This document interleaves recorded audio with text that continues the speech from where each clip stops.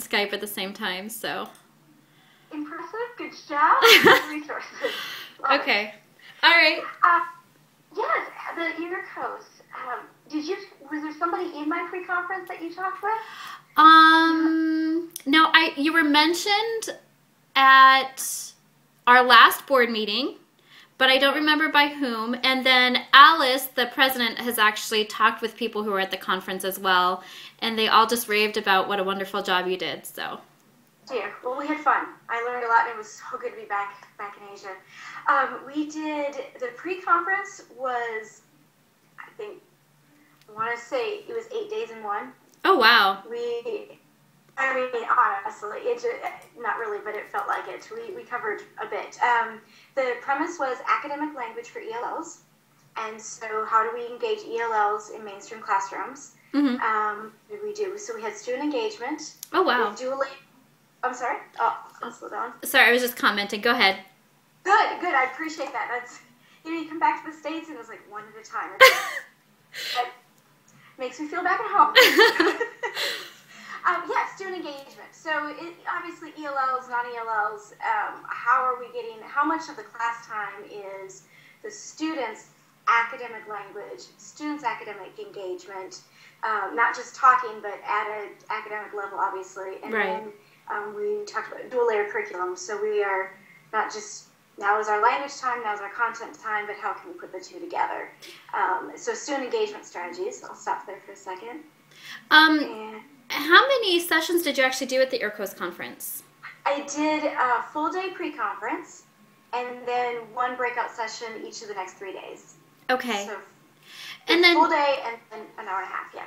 Oh, wow. And you mentioned about student involvement. So would you, if you were doing a keynote address, would you be involving the audience in your address? Absolutely. That was actually one of my questions for you all, is that how comfortable you all are with that, or what your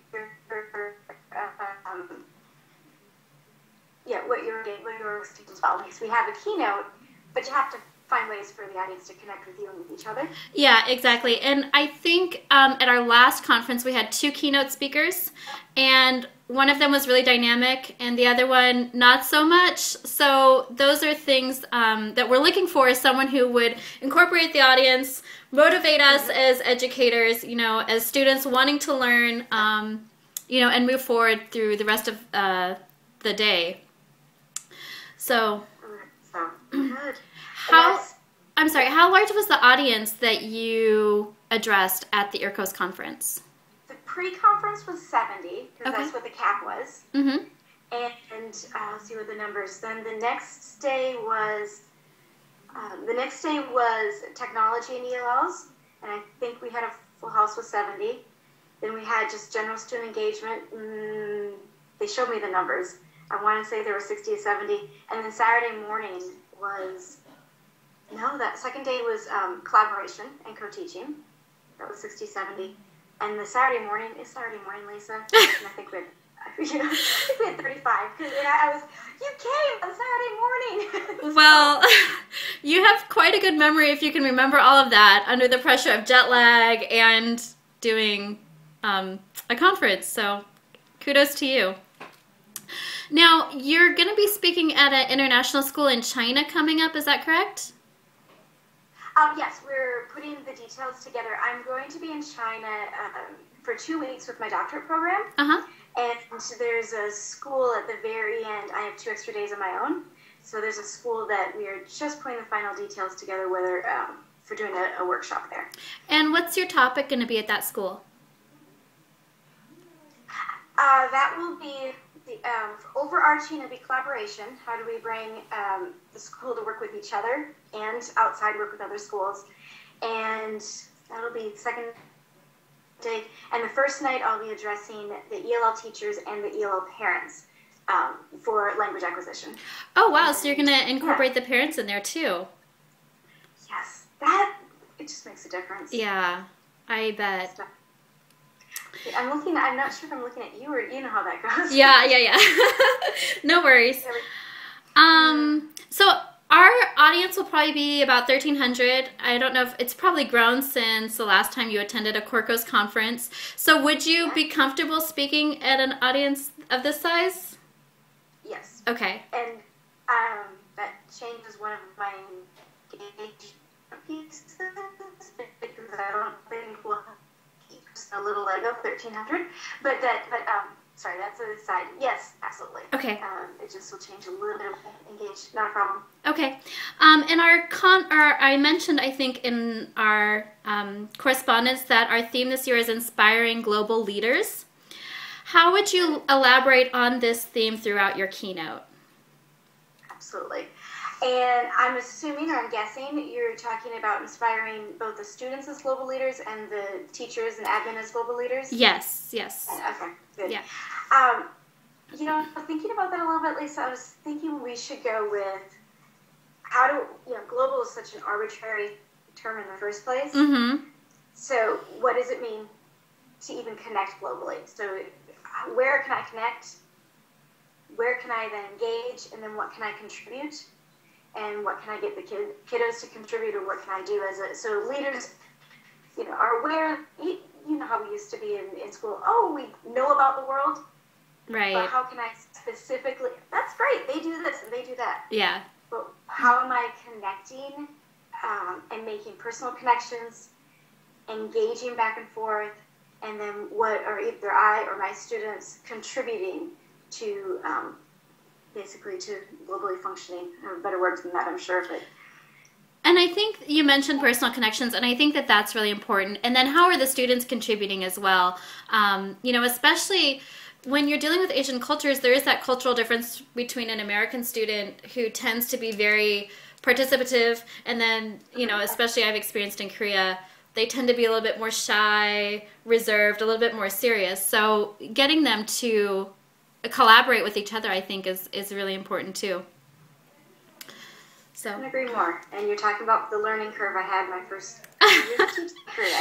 Yeah, absolutely. That's actually going to be one of my questions later in our interview. So,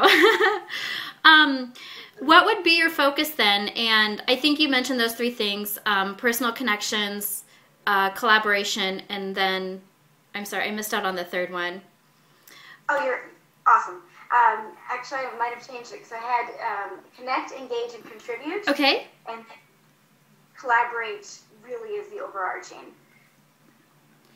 Connect, engage, and contribute. And then why do you feel that these would be your three choices? Would it be because, as you mentioned earlier, sort of defining that word globally, which has become, like you said, an arbitrary word?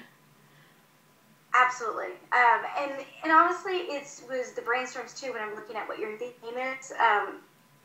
There's absolutely nothing wrong with playing with each other and say, okay, specifically, what are you looking for? Which is because we can be aware if we're not personally engaging, or let me put it this way, if we are personally engaging, we're growing our learning, we're modeling for the kids, we're growing ourselves, and then engaging can't just be one direction. It's what am I adding to the entire process? So that's where the contribute is. What am I creating? What am I adding? Right. What can I create together to be better than their own? Yeah. Which goes with our theme, global, and inspiring leaders. What things, methods, or strategies can teachers immediately apply in their classrooms after your presentation? Love it. Absolutely love it. Because we can all go and say, hey, that was fun. Yeah. Right? There's typically some type of tech engagement immediately while we're there. I tend to use Today's Meet. I'm not sure if you're familiar with that back channel. No. It's kind of like Twitter. Okay. There's no registration. You can just get on, we can project, and we can engage with each other immediately. So something like that to model and use within the keynote, within the presentation, but then always talk about if you were to use this particular tool tomorrow, how would you use this tool? Okay. So modeling and using it. That, and the cooperative with each other to talk. We're going to use it within our presentation now. Oh, wow. Get each other to use it tomorrow. So, yeah. I don't know if I've tried. But basically, it's always a goal of mine. This is great. We can have fun. We can talk with each other. We can be engaged. But what are you going to do tomorrow, next week? What's one or two tools? And then where can you find more of the resources? Right. So that's part of the connecting. So if we're going to be, you have a new Twitter buddy, you have a new somebody else, you have somebody across the way, where are you going to find additional resources? Because I'm not going to be able to bring them all in for you. Which you know that. I think is wonderful, actually. And that was one of my next questions is how might you involve the audience? And I think that what you mentioned, being allowing us to sort of engage technology during the keynote presentation and connect with people, that was one of the comments that we had from our last conference too, is that we didn't have an opportunity to network as much as we'd hoped. So by you bringing, those resources and then incorporating technology, if we don't have the face-to-face time, at least we can connect online and network that way. With LinkedIn and Twitter and all of those becoming so popular these days and almost a necessity in regard to personal development, I think that will be excellent. Now, would you be promoting any of your own materials during the conference, say like a book you've written or anything like that? I would love to say yes at this point. At this point, if I'm promoting, it's just what else can we do, future workshops, etc. But I don't. Every workshop I have, I've created wikis for it. I'm sure you've gone through. I don't know if you've gone through. And it's a database of resources, but I don't have some that I'm selling or that I've published. Right. We do actually, for Corcos, each of our presenters do set up a wiki page. So we will have that available as well. I just want to, I guess, try to weed out every 5 minute, here, buy my book, or visit my website type thing. I think that's where I was kind of going with that question. So I appreciate your honesty there. Okay, and I appreciate that because I spoke at a school last August, and that was one of the pieces. Just, well, if you don't have something to sell, then we don't want you there. Oh wow! So that was my thinking. Or like, I'm sorry, I really don't have anything else to sell. Well, I guess, every audience is different and they expect different things, but that's kind of where I was going with my question. Thank you. Yeah. Now, how would you follow through on your keynote in your breakout presentation sessions? You would be responsible for 2 breakouts after the keynote? Perfect. Okay. That's exactly what we did at IRCOS. Okay. So we had the pre-conference full day, and there were some... Well, with Corcos, everyone would have been with me. The IRCOS, some people had, some people hadn't. So we went back to the wiki, we went back to, okay, here's some pieces, now we're going to go deeper. So we talked about some tech connects, how can we go deeper, what can you sign up for, what can you play with in this breakout session. Or we're talking about student engagement or ELL. We just go a little bit deeper with one of the concepts. Is that what you're...